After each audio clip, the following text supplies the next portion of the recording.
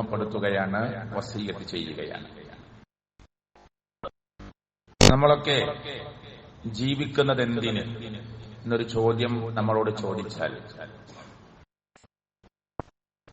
പല കോൺസെപ്റ്റിലായിരിക്കും ആളുകളുടെയൊക്കെ മറുപടി.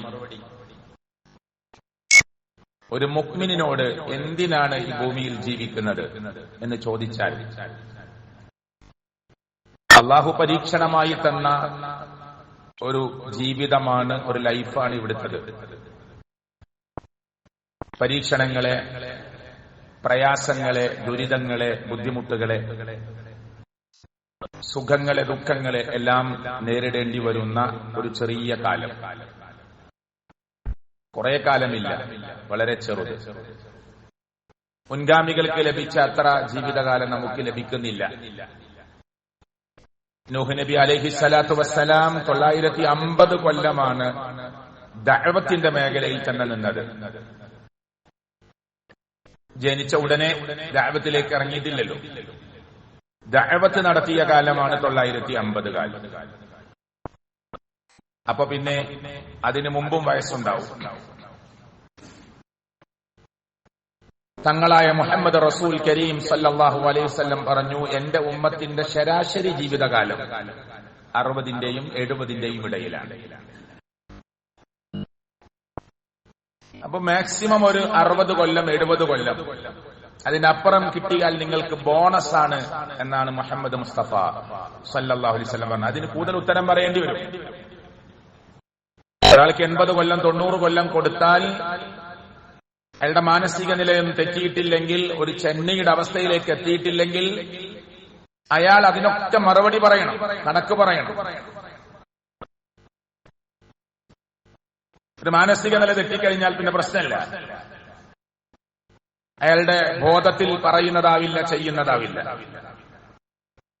ഭ്രാന്തായ മനുഷ്യർക്ക് അള്ളാഹുവിന്റെ കോടതിയിൽ ശിക്ഷ ഉണ്ടോ? ഇല്ല. അപ്പൊ ഒരു ശരാശരി നമുക്കൊരു 60 കൊല്ലം 70 കൊല്ലാണ് നമ്മുടെ ഇവിടുത്തെ ജീവിതകാലം. 63 മുഹമ്മദ് മുസ്തഫ സല്ലല്ലാഹു അലൈഹി വസല്ലം ലോകത്തുനിന്ന് വഫാത്തായത്. അബൂബക്കർ സിദ്ദീഖ് റളിയല്ലാഹു 63 ഉമർ ബിൻ ഖത്താബ് റളിയല്ലാഹു 63 അല്ലേ? അലി ബിൻ അബി ത്വാലിബ് 63 നല്ല 63ന്റെ പ്രത്യേകത ഉണ്ടെന്ന് പറയാനില്ല. ഒരു ശരാശരി ഒരു 60ന്റെ മുകളിൽ അവരൊക്കെ ലോകത്തുനിന്ന് വിട പറഞ്ഞു. കുറച്ച് ഖലീഫമാരുടെ കൂട്ടത്തിൽ കുറച്ചും കൂടി മുന്നോട്ട് പോയത് ഉസ്മാൻ ബിൻ അഫ്ഫാൻ റളിയല്ലാഹു അൻഹു. ഞാനിത് പറയുന്നത് അത്രയുള്ളൂ നമ്മുടെ ജീവിതകാലം. അങ്ങനെ ഒരു പ്ലാന് നമ്മുടെ മനസ്സിൽ ഉണ്ടാവണം. നമുക്ക് പൂർണ്ണ ആരോഗ്യത്തോടു കൂടി തന്നെ പോവാൻ പറ്റിയാൽ ഏകദേശം കിട്ടുന്ന ഒരു സമയം ഇത്രയൊക്കെയാണ്. ഏത് സമയത്തും നമ്മെ തിരിച്ചു വിളിക്കാം. അള്ളാഹു ദുരിതങ്ങളിൽ നിന്ന്, അപകട മരണങ്ങളിൽ നിന്ന്, കാലവിപത്തുകളിൽ നിന്ന് അള്ളാഹു നമ്മെ കാത്തുരക്ഷിക്കുമാറാകട്ടെ. അപ്പൊ നമ്മൾ ഈ ഭൂമിയിൽ അല്ലെങ്കിൽ ദുനിയാവിൽ ജീവിച്ചുകൊണ്ട് മുന്നോട്ട് പോകുമ്പോ നമ്മുടെ ജീവിതത്തിന്റെ ലക്ഷ്യത്തിൽ ഒന്ന് നമ്മൾ പറയും, നമുക്ക് സ്വർഗമാണ് ഏറ്റവും ആദ്യം. ഈ മക്കളെയൊക്കെ നേരെ പഠിപ്പിക്കണം. ഈ പെൺമക്കളെയൊക്കെ നേരെ കല്യാണം കഴിച്ചു വിടണം. ഒരു സാധാരണക്കാരന്റെ സ്വപ്നമാണ് ഒരു താമസയോഗ്യമായ ഒരു നല്ല വീടുണ്ടാവണം. ദുനിയാവിന്റെ സൗഭാഗ്യങ്ങൾ എണ്ണിയപ്പോ മുഹമ്മദ് മുസ്തഫ സല്ലല്ലാഹു അലൈഹി വസല്ലം 3 കാര്യം എണ്ണിയപ്പോഴും വീട് പറഞ്ഞിട്ടുണ്ട്. ദുനിയാവിൽ 3 സൗഭാഗ്യങ്ങൾ എണ്ണിയപ്പോ ഒന്ന് താമസയോഗ്യമായ ഒരു വീടാണ്. ഒരു മാന്യമായ രൂപത്തിലുള്ള ഒരു വീട് നമുക്കുണ്ടാവണം. അത് ദുനിയാവിലെ സഅദത്താണ്, സൗഭാഗ്യമാണ്. നമ്മുടെ ഇഷ്ടപ്രകാരം നമുക്ക് പെട്ടെന്ന് യാത്ര പോകണമെന്ന് തോന്നിയാൽ, പ്രിയപ്പെട്ടവരെ, ബസ് സ്റ്റാൻഡിൽ പോയി കാത്തു നിൽക്കാതെ അങ്ങനെ പോകുന്നത് മോശാണെന്നല്ല പറയുന്നത്. നമുക്ക് പെട്ടെന്ന് പോകണമെന്ന് തോന്നിയാൽ ആരോടും ചോദിക്കാതെ പോകാൻ പറ്റിയ ഒരു വാഹനം നമുക്ക് സ്വന്തമായിട്ടുണ്ടാവുക, അത് ദുനിയാവിന്റെ സഅദത്താണെന്ന് മുഹമ്മദ് മുസ്തഫ സല്ലല്ലാഹു അലൈഹി വസല്ലം. മൂന്നാമത് പറഞ്ഞത് മർഅത്തുൻ സാലിഹ, നല്ലൊരു ഭാര്യയെ കിട്ടുക. ഇത് 3 കിട്ടിയാൽ ദുനിയാവിൽ അള്ളാഹു ഒരു മനുഷ്യന് കൊടുക്കാൻ വിചാരിച്ച 3 സൗഭാഗ്യവും കിട്ടി എന്നാണ് തങ്ങളായ മുഹമ്മദ് റസൂൽ സല്ലല്ലാഹു. ഏതൊക്കെ? താമസിക്കാൻ പറ്റിയ നല്ലൊരു വീട്, 2 നല്ലൊരു വാഹനം, സൗന്ദര്യവതിയായ ഒരു ഭാര്യ എന്നല്ല നബി സല്ലല്ലാഹു അലൈഹി വസല്ലം പറഞ്ഞത്. കുലീന കുടുംബത്തിൽ, വലിയ തറവാട്ട് പേരുള്ള പോരിശയുള്ള ഒരു കുടുംബത്തിലെ കുട്ടി എന്നല്ല. അതൊക്കെ ഉണ്ടാവാം. മർഅത്തുൻ സ്വാലിഹ, ഒരു സ്വാലിഹത്തായ പെണ്ണിന് ഇണയായി കിട്ടുക. നിങ്ങൾക്ക് നല്ല വീടുണ്ട്, നല്ല വാഹനമുണ്ട്, നിങ്ങൾ കല്യാണം കഴിച്ചു കൊണ്ടുവന്ന പെണ്ണ് സ്വാലിഹത്തല്ലെങ്കിൽ നിങ്ങളുടെ സ്വസ്ഥത നഷ്ടപ്പെടും, സമാധാനം നഷ്ടപ്പെടും. വീട്ടിലേക്ക് സമാധാനത്തോടുകൂടി ചെല്ലാൻ കഴിയില്ല. ജോലി സ്ഥലത്ത് നിന്ന് വീട്ടിൽ മടങ്ങാൻ തോന്നൂല. അങ്ങാടിയിൽ നിന്ന് വീട്ടിലേക്ക് പോവാൻ തോന്നുകയില്ല. കാരണം എന്നെ കാത്തിരിക്കുന്ന എന്റെ സഹധർമ്മിണി സ്വാലിഹത്തല്ല. അതുകൊണ്ട് പരാതികളുടെ കൂമ്പാരമായിരിക്കും. അതുകൊണ്ട് ഒരു സ്വാലിഹത്തായ പെണ്ണിനെ നിനക്ക് ഇണയായി കിട്ടുക. ഈ മൂന്നും വലിയ സൗഭാഗ്യമാണ്. ആ വിവാഹത്തിലൂടെ നല്ല സന്താനങ്ങളെ കിട്ടുക. അള്ളാഹു നമ്മുടെ മക്കളെ അള്ളാഹു ഏറ്റവും ഇഷ്ടപ്പെടുന്ന വഴിയിൽ നിലനിർത്തി അനുഗ്രഹിക്കുമാറാകട്ടെ. നമ്മുടെ മക്കൾ അള്ളാഹു തരുന്ന സമ്മാനമാണ്, പരീക്ഷണ സമ്മാനമാണ്. വിശദീകരിക്കേണ്ട ആവശ്യമില്ല. മക്കളെ കിട്ടാത്തവർ ഒരുപക്ഷെ നമ്മുടെ കൂട്ടത്തിൽ തന്നെ ഉണ്ടാവാം. അള്ളാഹു അവർക്ക് സ്വാലിഹായ മക്കളെ നൽകി അള്ളാഹു അനുഗ്രഹിക്കുമാറാകട്ടെ. മഹാനായ പ്രവാചകൻ ഇബ്രാഹിം നബി അലൈഹി സ്വലാത്തു വസ്സലാം ഏറെക്കാലം കാത്തിരിക്കേണ്ടി വന്നിട്ടുണ്ട്. സക്കരിയ അലൈഹി സ്വലാത്തു വസ്സലാം താടിരോമങ്ങൾ നിറച്ചു, എല്ലുകൾക്ക് ബലക്ഷയം സംഭവിച്ചു. അല്ലേ?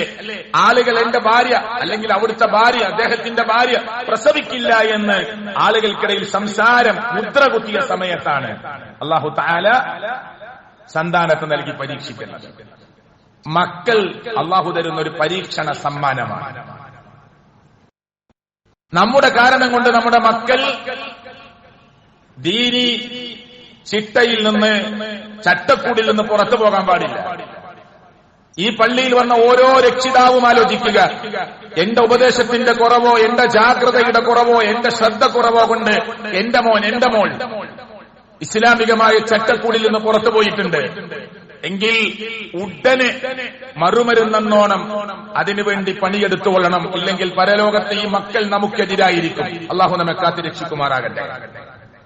കോളേജിൽ, സ്കൂൾ തലങ്ങളിൽ, ഹയർ സെക്കൻഡറിയിൽ, പ്രൈമറി തലങ്ങളിൽ ആ രക്ഷിതാക്കളുടെ മീറ്റിംഗ് വിളിക്കുമ്പോ ടീച്ചേഴ്സൊക്കെ അഭിപ്രായപ്പെടുന്നു, രക്ഷിതാക്കൾ, മാതാക്കൾ പ്രത്യേകിച്ച്, ഉമ്മമാർ പ്രത്യേകിച്ച്, അമ്മമാർ പ്രത്യേകിച്ച് നല്ല ഫോളോ അപ്പാണ്. ഈ ഫോളോ അപ്പ് നല്ല ഫോളോ അപ്പാണ് എന്ന് പറയുമ്പോ ആ ഫോളോ അപ്പ് എവിടെയാണ് നിൽക്കുന്നറിയോ? കുട്ടിയുടെ പഠനത്തിൽ, ഭൗതികമായ കാര്യങ്ങളിൽ.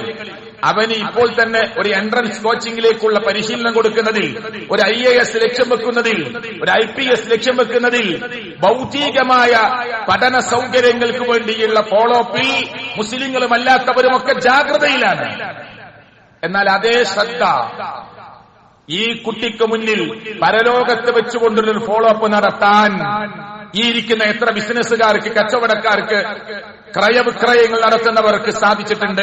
ആ ചോദ്യം നമ്മൾ മനസ്സോട് ചോദിച്ചു നോക്ക്. ഞാൻ എന്റെ കുട്ടിയെ ഒരു ഇംഗ്ലീഷ് മീഡിയത്തിൽ ചേർത്ത് അറിയപ്പെട്ട നല്ല കോച്ചിങ് കിട്ടുന്ന, ട്രെയിനിങ് കിട്ടുന്ന ഒരു സ്ഥാപനം തെരഞ്ഞെടുത്തതുപോലെ എന്റെ കുട്ടി പരലോകത്തെ രക്ഷപ്പെടാൻ വേണ്ടിയുള്ള ഭൗതികമായ വിജ്ഞാനത്തോടൊപ്പം തന്നെ മതപരമായ, ദീനിപരമായ വിജ്ഞാനം എന്റെ കുട്ടിക്ക് കിട്ടാൻ വേണ്ടിയുള്ള ഒരു ശ്രദ്ധയും ജാഗ്രതയും ഞാൻ കാണിച്ചിട്ടുണ്ട് എന്ന് നെഞ്ചത്ത് കൈവച്ചുകൊണ്ട് ഉറപ്പിച്ചു പറയാൻ പറ്റിയവർ അള്ളാഹുവിന്റെ ഈ വീട്ടിൽ എത്ര പേരുണ്ടാകും?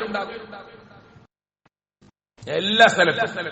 ഇതിലിപ്പോ പിന്നെ വ്യത്യസ്ത സംഘടനയിൽപ്പെട്ടവരുണ്ടാവും. ഇതൊരു ടൗണിലെ പള്ളിയാണ്. മദ്രസയുടെ ഫീ, മദ്രസയുടെ നിലവാരം, അവിടുത്തെ അധ്യാപകരുടെ സാലറി, അത് ഒരു മീറ്റിംഗ് കൂടി ഒരു 50 രൂപ കൂട്ടുമ്പോൾ ഉണ്ടാകുന്ന വർത്തമാനം, പിശുക്കി ലുബ്ധതയുടെ വാക്കുകൾ പറയുന്നവർ. 100 200 ഒരു മദ്രസയുടെ ഫീ, അല്ലെങ്കിൽ ഈ 300. അതൊന്ന് 400 ശ്രമിച്ചു നോക്ക്. ആളുകൾ ഇങ്ങനെ പിറുപിറു വർത്തമാനം പറയാ. ആ വർത്തമാനം പറഞ്ഞാൽ കുട്ടിയെ മന്ത്ലി 3000 4000 കൊടുത്ത് ഇംഗ്ലീഷ് മീഡിയത്തിൽ പഠിപ്പിക്കാൻ ഒരു പ്രശ്നം ഉണ്ടാവില്ല. അവിടുന്ന് ഫീ കൂട്ടുകയാണെന്ന് പറഞ്ഞു, ഞങ്ങൾക്ക് പ്രയാസമുണ്ട്, സ്കൂള് മാറ്റിക്കോ. ഇല്ല, അവിടെ തന്നെ പഠിപ്പിക്കാൻ റെഡിയാ, അവിടെ തന്നെ പഠിപ്പിക്കാൻ റെഡിയാ. ചില ആളുകൾ അതൊക്കെ ഒരു വലിയ അംഗീകാരമായിട്ട് കാണുക. എവിടെ മോൻ പഠിക്കുന്നെന്ന് ചോദിച്ചാൽ വലിയ പോരിശയുള്ള സ്കൂളിന്റെ പേര് പറയണം. ഇതൊക്കെയാണ് നമ്മുടെ നാട്ടിൽ നടന്നുകൊണ്ടിരിക്കുന്നത്. ആ ശ്രദ്ധ, ആ ജാഗ്രത, ആ വേഷവിധാനത്തിന്റെ ശ്രദ്ധ കുട്ടിക്ക് തന്നെ തോന്നുകയാണ് ഞാൻ ഏറ്റവും പ്രധാനപ്പെട്ട ഒരു സ്ഥലത്തേക്കാ പോകുന്നത്, എന്റെ വേഷം മാറിയിട്ടുണ്ട്, എന്റെ രൂപം മാറിയിട്ടുണ്ട്. എന്നാൽ ദീനിപരമായ വിദ്യാഭ്യാസത്തിനോ ഉമ്മക്ക് ശ്രദ്ധ ഉണ്ടോ, വാപ്പക്ക് ശ്രദ്ധ ഉണ്ടോ? ആ ജാഗ്രത ഈ വിഷയത്തിലുണ്ടോ? നിൽക്കട്ടെ, ഇത് നാളെ പരലോകത്ത് നമ്മെ ചോദ്യം ചെയ്യാനുള്ള വിഷയമാണ്.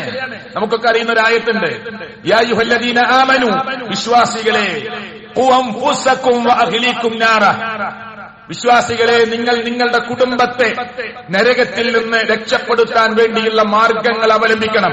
നരകത്തിൽ നിന്ന് രക്ഷപ്പെടുത്താൻ എനിക്ക് എന്റെ കുടുംബത്തെ കഴിയോ? ഇല്ല.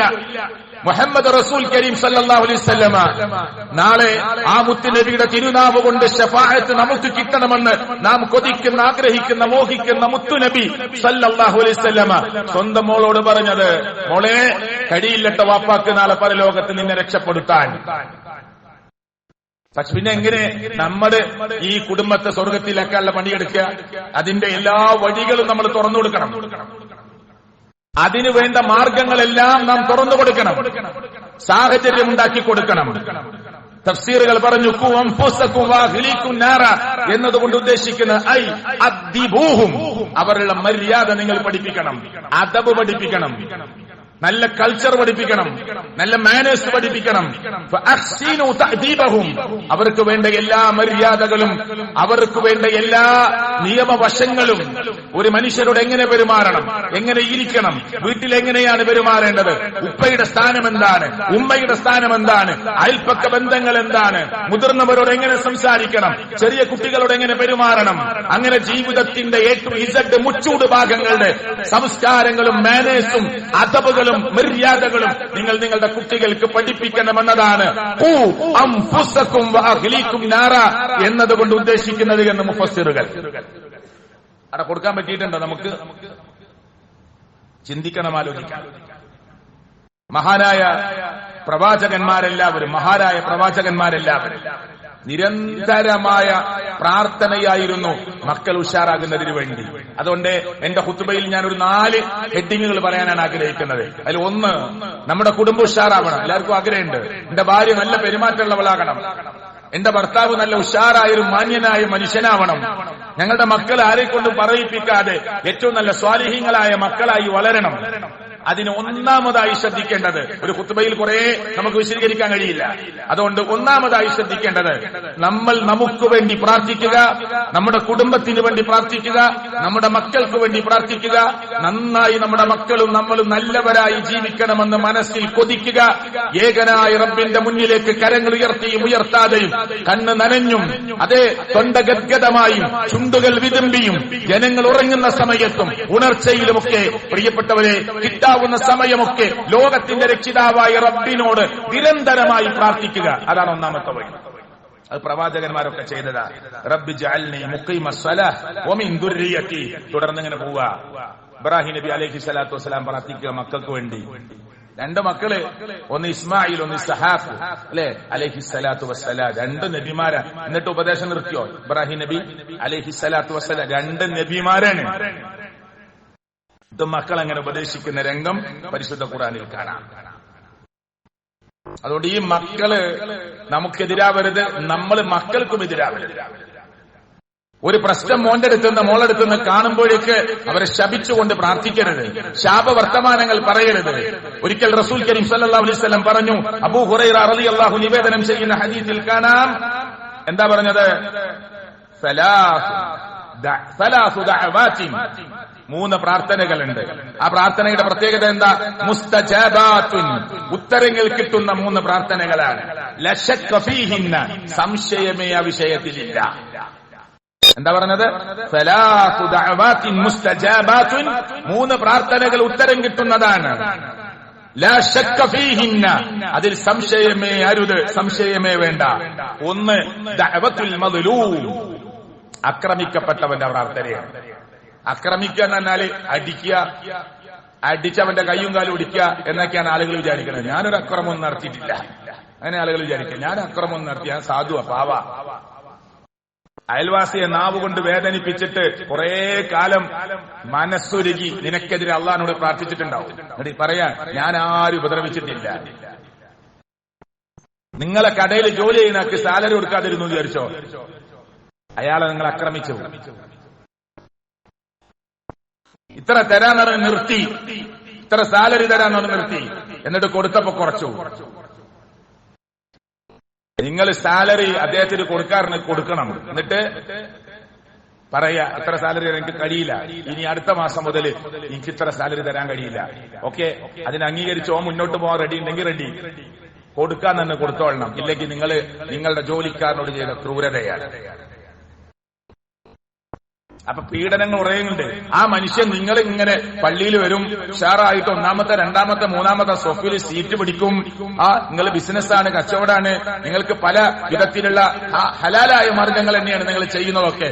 പക്ഷേ നിങ്ങളുടെ കൂടെയുള്ള ജോലിക്കാർ നിങ്ങൾക്കെതിരെ നമസ്കാര ശേഷമോ അല്ലാതെയോ ലോകത്തിന്റെ രക്ഷിതാവായ റബ്ബിനോട് ആ മനുഷ്യൻ താടി വെച്ചിട്ട് എന്താ കാര്യം, നിസ്കാരത്തിന്റെ അടയാളം നെറ്റിത്തടത്തിൽ ഉണ്ടായിട്ട് എന്താ കാര്യം, നെരിയാണിക്ക് മേലെ വസ്ത്രമുടുത്തിട്ട് എന്താ കാര്യം, പടച്ചോനെ എനിക്ക് തരാനുള്ള ഹക്ക് തന്നിട്ടില്ല മനുഷ്യൻ.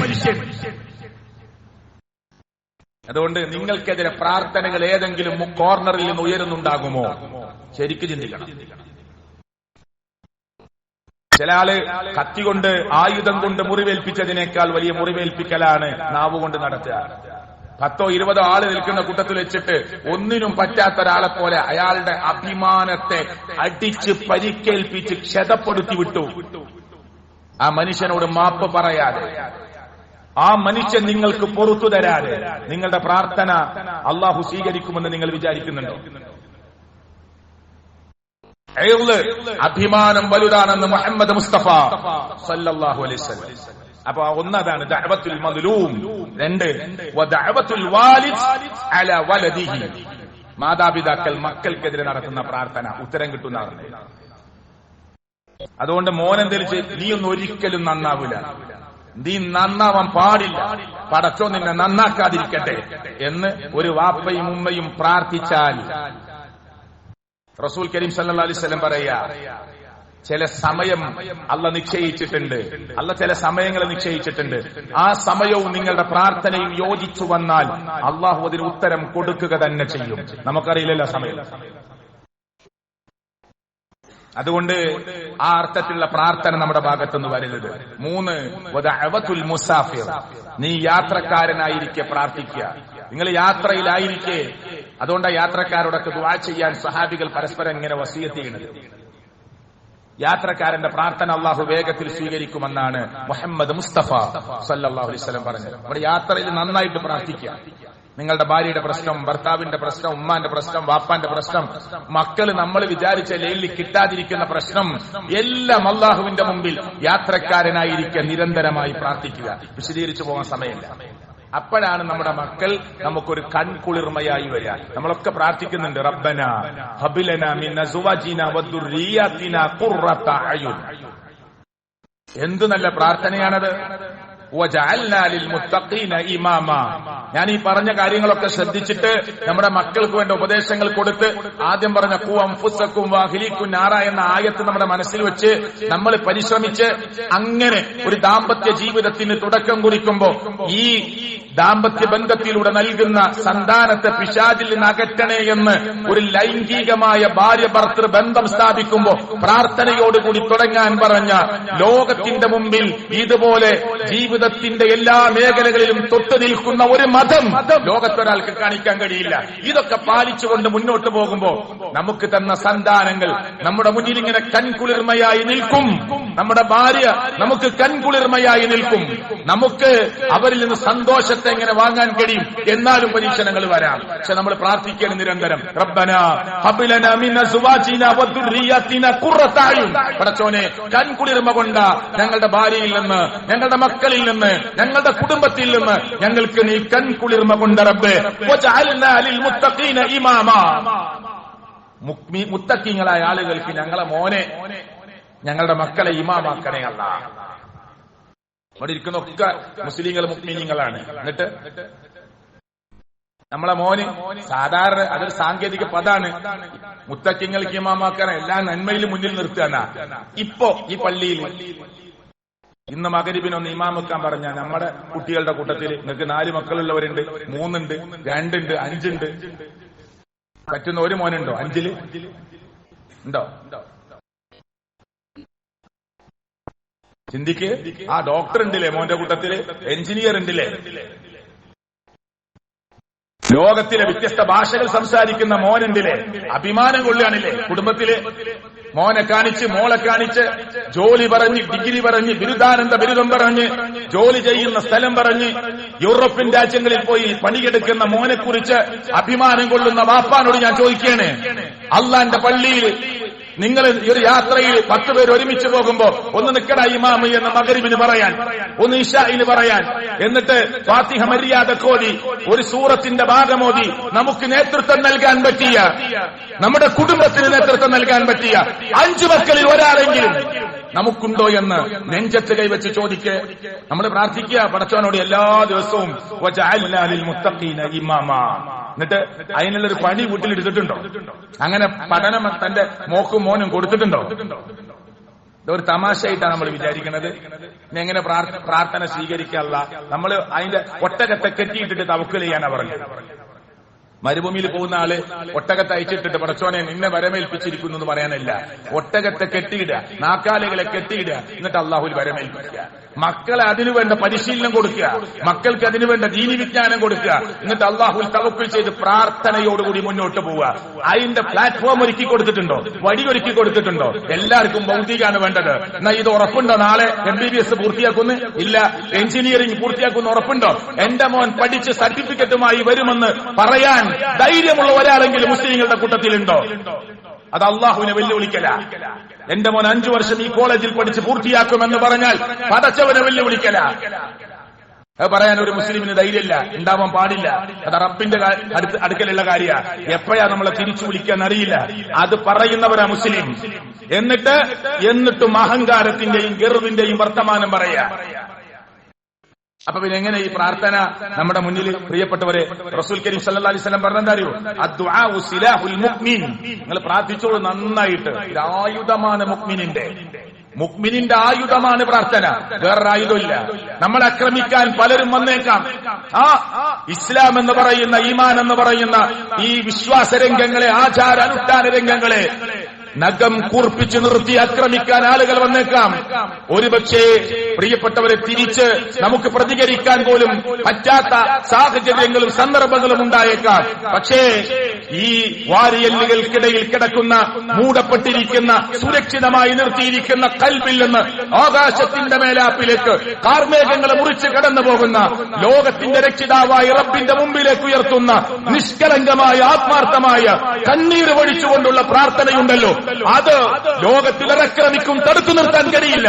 അത് ലോകരക്ഷിതാവായ റബ്ബിന്റെ മുമ്പിലേക്ക് കടന്നു ചെല്ലും. അവൻ കേൾക്കാതെ പോവില്ല. അതുകൊണ്ട് മുഅ്മിനിന്റെ ഏറ്റവും വലിയ ആയുധം പ്രാർത്ഥനയാണ്. എന്നിട്ട് റസൂൽ സല്ലല്ലാഹു അലൈഹി വസല്ലം പറഞ്ഞു, പ്രാർത്ഥന വലിയ ആയുധമാണ് എന്ന് നിങ്ങൾ മനസ്സിലാക്കുന്നുണ്ടെങ്കിൽ ലാ തദഉ അലാ അൻഫുസിക്കും, നിങ്ങൾക്കെതിരെ നിങ്ങൾ പ്രാർത്ഥിക്കരുത് കേട്ടോ. ഞാനൊന്നും നന്നാവില്ല. ചില ആളുകൾ അങ്ങനെ പറയാ.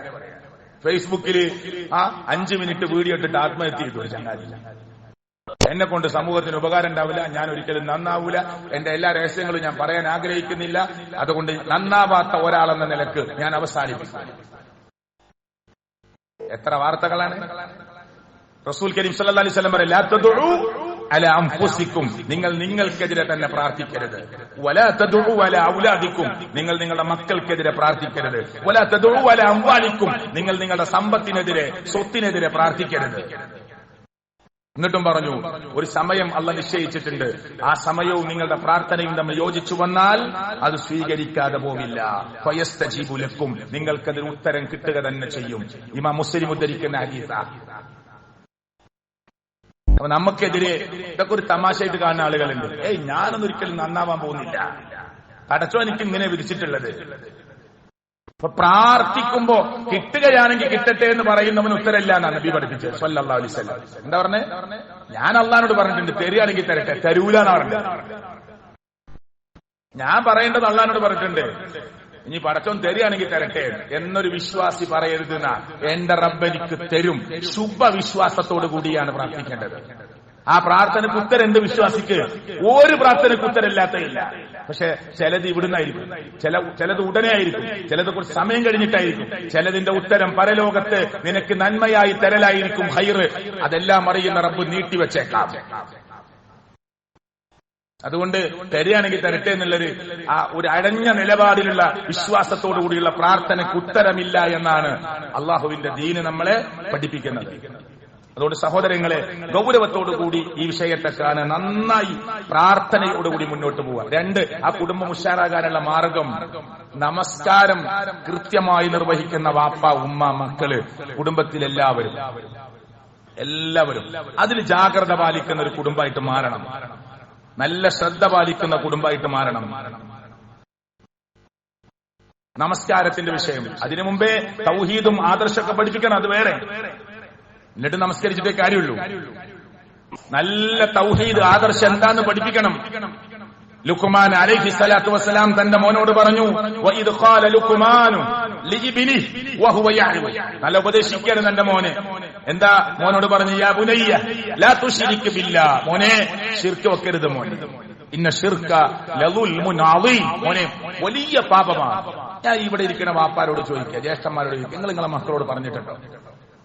എന്തൊക്കെ ഉപദേശങ്ങളാ കൊടുക്കുന്നത്? ഗൾഫിക്ക് ആദ്യമായിട്ട് പോണ മോനോട്, മാർക്കറ്റിക്ക് പോണ മോനോട്, സൈഡ് ശ്രദ്ധിച്ചു പോകാൻ പറയുന്ന, ബൈക്ക് ആദ്യമായി കൊണ്ടുപോകുന്നവനോട്, ഡ്രൈവിംഗ് പഠിച്ച മോനോട്, പാർക്കിലേക്ക് പോകുന്ന മക്കളോട്, കുടുംബത്തോട്, ടൂറ് പോകുന്ന മോനോട്, മോളോട് ഈ ഒരു ശ്രദ്ധയെങ്കിലും കത്തിജ്വലിക്കുന്ന നരകമെന്ന് പറയുന്ന മനുഷ്യന്റെ നെടുവീർപ്പുകളും തേങ്ങിക്കരച്ചിലുകളും ആർപ്പുവിളികളും മാത്രം കേൾക്കുന്ന, മരണമില്ലാതെ മനുഷ്യനെ കാർന്നു തിന്നുകൊണ്ടിരിക്കുന്ന, സഹിക്കാനാവാത്ത ചൂട് മാത്രം, അതെ, അതിന്റെ മുകളിൽ മൂടിയിട്ട് ലോകത്തിന്റെ രക്ഷിതാവായ റബ്ബ് നരകത്തെ അടക്കുന്ന ഭീകരമായ രംഗം ഉണ്ട് എന്നറിഞ്ഞിട്ട് ആ കത്തിജ്വലിക്കുന്ന നരകത്തിന്റെ അഗാധമായ ഡെപ്തുള്ള ആഴമുള്ള നരകത്തിലേക്ക് തന്റെ മോൻ, തന്റെ മോൾ, തന്റെ ഭാര്യ, തന്റെ മാതാവ്, പിതാവ് പെട്ടുപോകാതിരിക്കും ഈ ടൂറ് പോകുന്ന ഒരു ജാഗ്രതയെങ്കിലും ഉപദേശങ്ങളിൽ കൊടുത്തിട്ടുണ്ടോ? നമ്മള് കൊടുത്തിട്ടുണ്ടോ? വിളിക്കാണ് നമ്മൾ. ടൂറ് പോയ മോനെ കുറിച്ച് എവിടെത്തി, എന്തായി, മോളെ പ്രത്യേകിച്ച് വിളിക്കുക. ഈ ഒരു ശ്രദ്ധ. ഹോസ്റ്റലിൽ പഠിക്കുന്ന മോളോട് നിസ്കാരത്തെ കുറിച്ച് ഓരോ ദിവസം മെസ്സേജ് അടിച്ച് ചോദിക്കുന്നുണ്ടോ? കൂട്ടുകെട്ട് ആരോടാന്ന് ചോദിക്കുന്നുണ്ടോ? മോനെ അവിടെ പോവലിട്ടോ, അവിടെ പോവലിട്ടോ പറയുന്നുണ്ടോ? ഓലൊക്കെ അവരുടെ നിലപാടെടുക്കാനും പക്വതയായി 18, 19 വയസ്സ്, 20ആയി. ഇനി നമ്മളിങ്ങനെ നിരന്തരം ഇടപെടുന്നുണ്ടിനാ? വെറുപ്പിക്കാനല്ല പറയണത്. ഒരു ജാഗ്രത എന്ന നിലക്ക് മാതാപിതാക്കൾ ഒരു കൂട്ടുകാരനെ പോലെ ഒപ്പം നിന്നുകൊണ്ട് ശ്രദ്ധിക്കാറുണ്ടോ? നമ്മളോട് ചോദിക്കേണ്ട ചോദ്യമാണ്. അതിലേറ്റവും വലുതാണ് ആദർശം. ഡോക്ടറായി ആദർശമല്ല. 4 മക്കളാ ഒരു ഫാമിലിയിൽ. ആ 4 ഡോക്ടർമാര്, 2 പെണ്ണും 2 ആണും. നമുക്കറിയുന്ന ഒരു കുടുംബ. ഇനി അവരുടെ ആദർശമല്ല ഞാൻ പറയണത്. എന്നിട്ട് അവർക്ക് ആദർശമില്ലെങ്കിലോ? എല്ലാം പഠിപ്പിച്ചു, നല്ല ഡോക്ടറായി, ഇഷ്ടം പോലെ പേഷ്യൻസ് ആണ്, അറിയപ്പെട്ട ഡോക്ടർമാരാണ്. നിസ്കാരമില്ല, ക്യാഷ് ഇങ്ങനെ മേശയിൽ വാങ്ങി വെക്കുകയാണ്. 4 ഭാഗത്തുനിന്നും ആ വീട്ടിലേക്ക് രോഗികളൊക്കെ വരികയാണ്. നല്ല അറിയപ്പെട്ട കുടുംബാണ്, ഇഷ്ടം പോലെ ആ നല്ല വിദഗ്ധരായ ഡോക്ടർമാരാ. മര്യാദക്ക് നിസ്കാരമുണ്ടോ? ഇല്ല. തൗഹീദുണ്ടോ? ഇല്ല. എന്ത് കിട്ടി, എന്ത് ലാഭിച്ചു, എന്ത് നേടി? ഈ വാപ്പ മരണപ്പെട്ടു പോകുമ്പോ നിങ്ങളെ ഖബറിന്റെ അടുത്ത് വന്നും വരാതെയും നിങ്ങൾക്ക് വേണ്ടി കണ്ണീരോടുകൂടി ഒരു വാക്ക് പറയാൻ ഈ മക്കളെ കിട്ടുമോ? കാനഡയിലാണ് ഒരു മോന്, മറ്റൊരു മതവിഭാഗത്തിൽപ്പെട്ട ഒരാൾ. 2 മക്കളാ, കാനഡയിലാണ്. അച്ഛന്റെ മരണം അറിഞ്ഞപ്പോ പറഞ്ഞു, എത്ര ക്യാഷ് ചോദിച്ചാൽ മതി, എല്ലാ ക്യാഷും അയച്ചുതരാം, സൗകര്യങ്ങളൊക്കെ അയൽവാസികൾ നാട്ടുകാരും ചെയ്യണം. അവർക്ക് അച്ഛനെയും വേണ്ട, അമ്മനെയും വേണ്ട, ആരും വേണ്ട. ഈ ഒരു അവസ്ഥയിലേക്ക് തന്നെയാണ് എല്ലാ വിഭാഗത്തിൽപ്പെട്ട ആളുകളും പോകുന്നത്.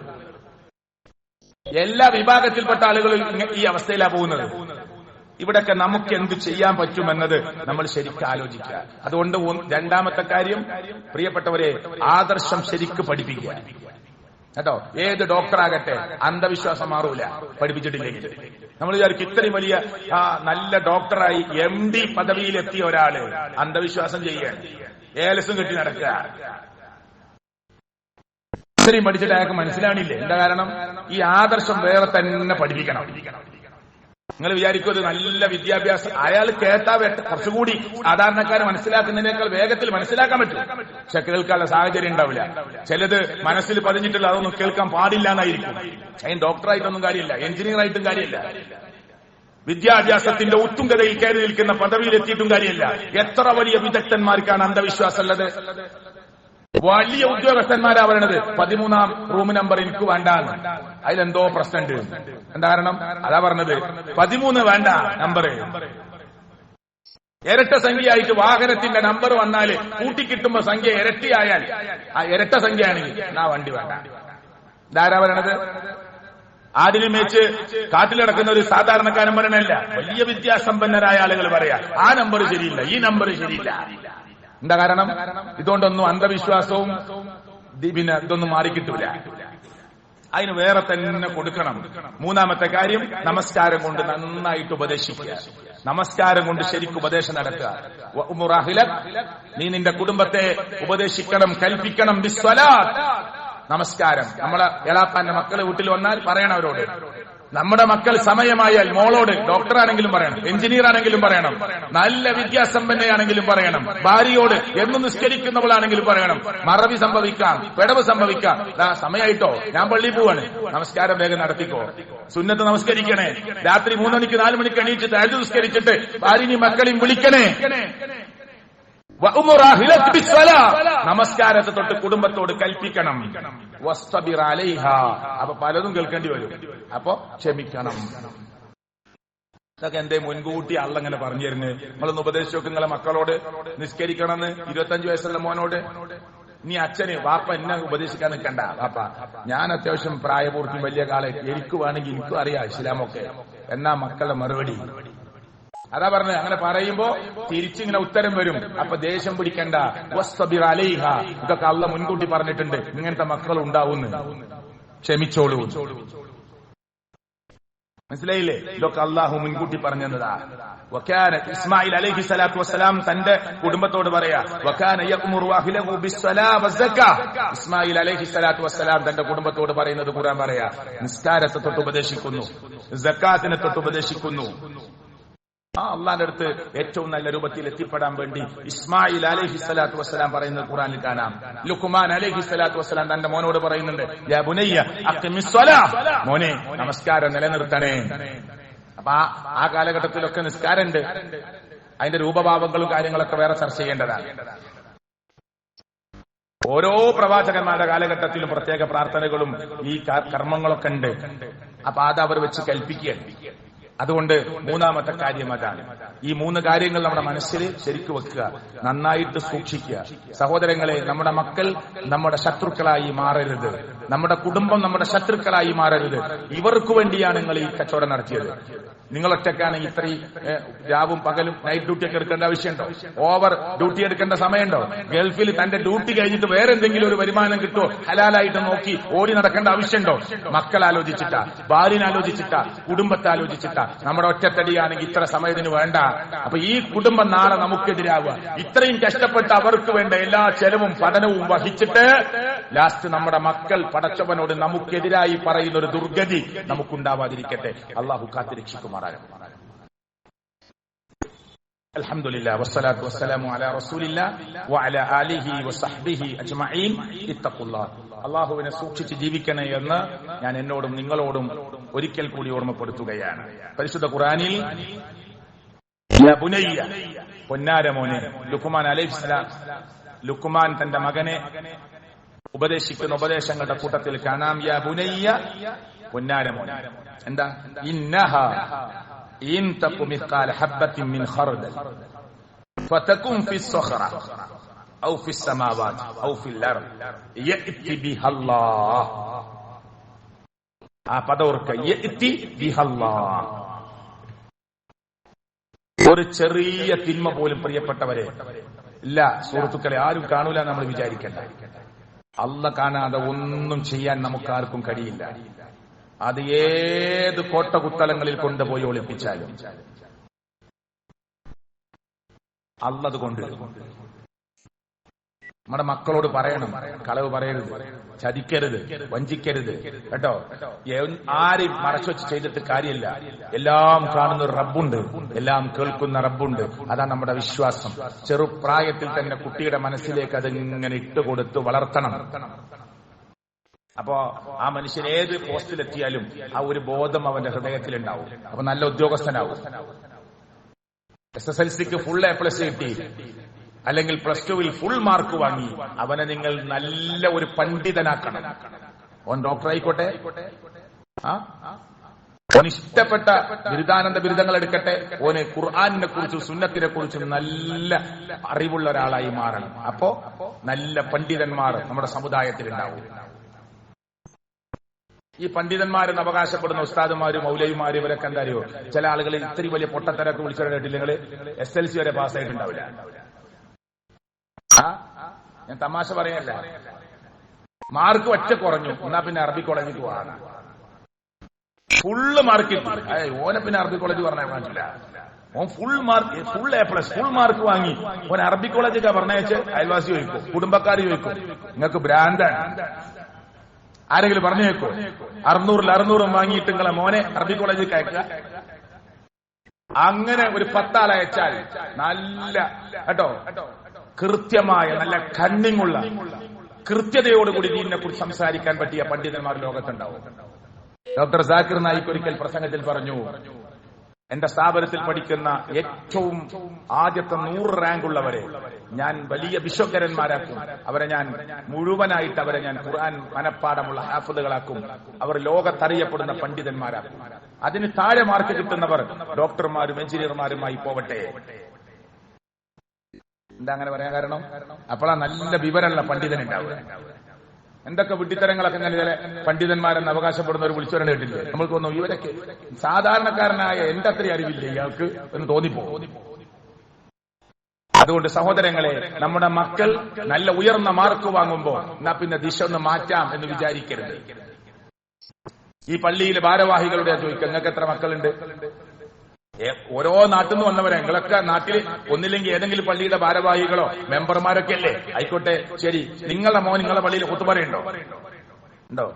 ഇമാമുക്കോ? അതിനൊന്നും അവസരമായിട്ടില്ല എപ്പോഴും നമുക്ക്, അല്ലേ? അതിനൊന്നും അവസരമായിട്ടില്ല. മീറ്റിംഗ് കൂടെ നമ്മള് നല്ല ഖതീബിനെ കിട്ടണം. നമ്മളെ പള്ളിക്ക് നല്ല ഉഷാറ ഖുതുബ പറയുന്ന ആളെ കിട്ടണം.